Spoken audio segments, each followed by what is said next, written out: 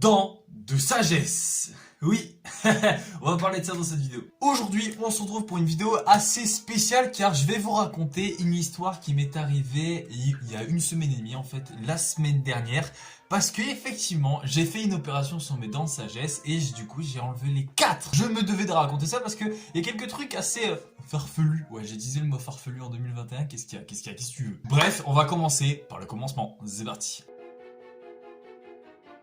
Tout commence le lundi 19 avril où je dois faire une prise de sang pour pouvoir voir si mon sang est bien éligible entre guillemets, tu sais, à l'anesthésie, à la morphine, etc. L'infirmière vient au matin, donc je sais même plus vers quelle heure, je crois vers 9 h, un truc du genre. Sachant que moi de base, je suis pas très à l'aise avec le sang, etc. en général. Bon, pas le sang dans les films, tu vois, genre quand je regarde la série de films Saw, pour ceux qui connaissent, très clairement ça va...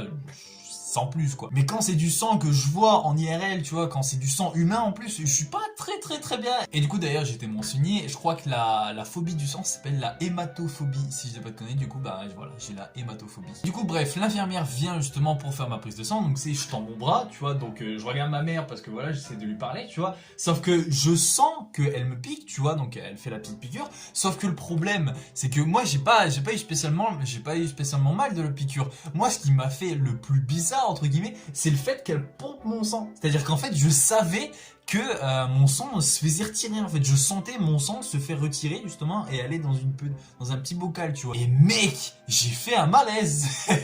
Je vous promets que c'est la fin. J'ai failli faire un malaise, j'étais à 2 doigts, quoi. J'étais pas du tout bien. Alors là, pour tous ceux qui font des prises de sang régulièrement, ils doivent se dire putain, mais quelle tapette. Mais oui, c'est vrai. En fait, mettez-vous à ma place. J'ai jamais fait de prise de sang de ma vie, à part à l'âge de mes 2 ans, et j'ai jamais pu connaître la sensation, tu vois. Du coup, pour moi, c'était vraiment ma vraie première prise de sang. Mais laisse tomber, frère, j'étais vraiment pas bien.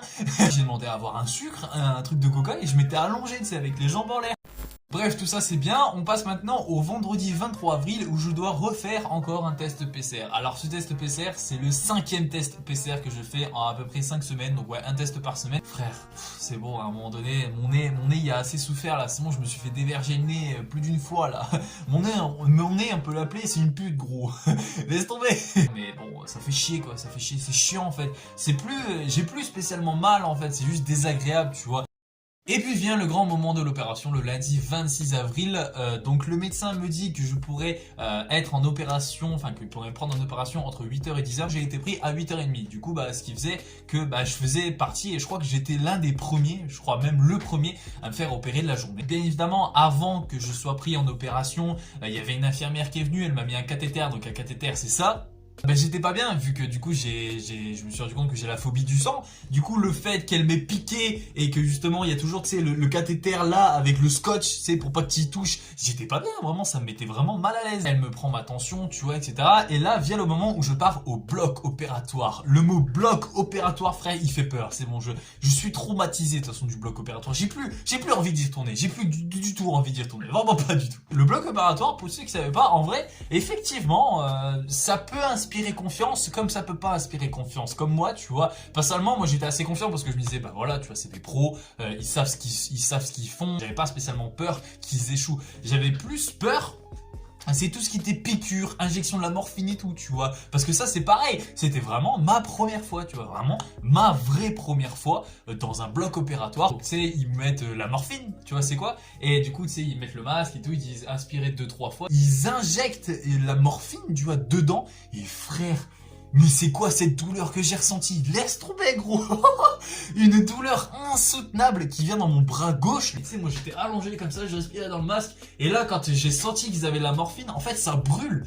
Tout mon bras gauche a brûlé sa mère. Et justement, je me souviens même que avant que je m'endorme, j'ai crié ouais, j'ai mal au bras. Et après, j'ai commencé à m'endormir. Voilà. Là, c'est vraiment le dernier moment où j'ai senti que j'étais conscient. Après, bam. Bref, du coup, je me réveille dans une salle un peu bizarre, tu vois, où il y avait des patients à droite, des patients à gauche, des patients devant moi. Donc, tu vois, je me dis putain, tu vois, j'étais encore dans les vapes parce qu'il y avait encore la morphine et tout qui agissait. Et tu sais, t'es là, t'es petit putain, mais je suis où Pareil, je voyais passer des patients, tu vois, et je voyais passer des meufs, des mecs de mon âge en plus, et à mon avis que c'était pareil, la même opération à mon avis, et ils avaient des tuyaux dans la bouche, dans le nez et tout, et là tu fais putain, donc j'étais comme ça avant que je me réveille.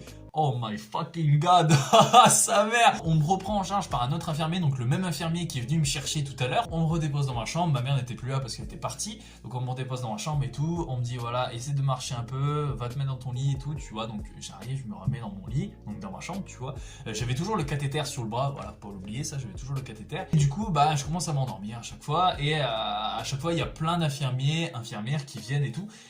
Et qui te disent voilà, donc très clairement faut que tu mettes tes poches de glace et tout, et viens midi, parce que oui, j'avais même pas vu l'heure, mais laisse tomber frère. Donc ils me font manger, tu sais, du liquide forcément, donc j'avais une glace je crois, et j'avais justement un yaourt, donc très clairement voilà, j'essaie de manger un maximum, c'est assez compliqué vu que bah t'as pas spécialement faim, tu vois, avec la morphine et tout, du coup bah voilà, en plus avec mes dents bah c'était assez compliqué, donc franchement là y a pas à dire, les poches de glace ça aide de ouf. Bref, du coup bah on arrive 13h30, le médecin arrive pour me dire voilà, donc je te prescris les médocs, le traitement recommence, etc. Je range mes affaires, on sort de l'hôpital, et très clairement je commence à dire à ma mère, maman, j'ai été traumatisé de l'hôpital, et c'est vrai, je vous le dis actuellement là, j'ai été trauma de l'hôpital. Je ne peux plus, ça y est, je ne peux plus aller à l'hôpital. J'ai la phobie du sang, donc l'hématophobie, et j'ai la phobie de l'hôpital. C'est bon? C'est bon, ok, on arrête là. Je rentre chez moi, il est à peu près 14h, 14h30, j'arrive, et bah du coup je dis à ma mère, maman, bah qu'est-ce que je fais cet après-midi? Ma mère elle me dit, bon, et bah très clairement je sens que t'as encore l'anesthésie, et je pense que toi aussi tu dois le sentir, t'as encore de la morphine dans le sang, dans tout, dans ton corps en fait. Du coup je pense que tu vas te recoucher justement toute la journée. Donc en fait ouais, effectivement ma mère avait raison. Je suis allé dans ma chambre, je me suis posé dans mon lit, frère, j'ai dormi, j'ai pioncé mon gars, mais d'une puissance. Je me suis réveillé à 20h, j'étais me regardé dans la glace, et forcément en fait bah tu vois, grâce aux poches de glace j'étais pas super gonflé. Du coup bah vient justement l'histoire des médocs, parce que bah j'avais 4 médocs à prendre, et en plus des 4 médocs fallait que je prenne les poches de glace plus les bains de bouche. Et du coup vient la semaine de rétablissement, voilà, donc la semaine où je mangeais un peu liquide, etc. Donc du 26 au 29 avril je suis resté chez moi en souffrant entre guillemets. Donc du 26 au 29 avril je suis resté chez WAM en mangeant du liquide, en mangeant du chaud, etc. Et du 30 avril au 2 mai je suis allé chez mon père pour aller voir ma copine, et très clairement bah franchement déjà j'avais beaucoup moins mal, je sentais, mais j'étais encore gonflé, tu vois. Je disais justement à ma copine, ouais, j'ai deux kiwis là, j'avais 2 petites couilles qui étaient là. Vient le moment où je vais aller chercher un McDo avec ma copine et la famille de ma copine. Du coup ce qui fait que bah j'ai pris justement un menu basique, assez simple. Donc j'ai pris un cheese, donc un cheese normal, tu vois, un tout petit cheese, et plus une boîte de 9 nuggets si je dis pas de conneries. Donc très clairement voilà, donc voilà, c'était assez compliqué quand même, j'ai pris du temps, mais au moins je l'ai mangé, et j'étais très content. Du coup voilà, morale de cette histoire, essayez, évitez surtout de pas vous faire opérer des dents de sagesse, et si jamais vous pouvez pas éviter, et ben très clairement ce que je peux vous dire c'est que ça fait pas spécialement mal. Après ça dépend des personnes, mais pour ma part moi ça m'a pas fait spécialement mal. Le remède que j'ai trouvé le plus important c'est vraiment les poches de glace, mais évidemment aussi il y a les médocs antidouleurs, etc. Mais très clairement les poches de glace ça fait énormément l'affaire. J'ai beaucoup moins mal, ça va beaucoup mieux, très clairement, rassurez-vous, je vais beaucoup mieux, je peux manger, d'ailleurs j'ai mangé McDo ce midi, donc très clairement j'ai repris mon menu normal, donc en vrai ça passe, je suis très content, et voilà, tant mieux, tant mieux. Voilà, c'est déjà la fin de cette vidéo. Si elle vous a plu, n'hésitez pas à la liker, lâcher un commentaire, vous abonner, ça me ferait super plaisir. Ça fait peut-être 2 fois que je me cogne mon coude sur cette putain de table. Et je pense que ouais, même mon éclairage il n'y a pas survécu là au tournage. Je voulais me livrer sur cette vidéo parce que bah voilà, je pense que ça vous fait extrêmement plaisir le fait qu'il y ait une petite vidéo anecdote comme ça. Bref, c'était Nicex aux commandes de ma chaîne YouTube. Ciao tout le monde, bye.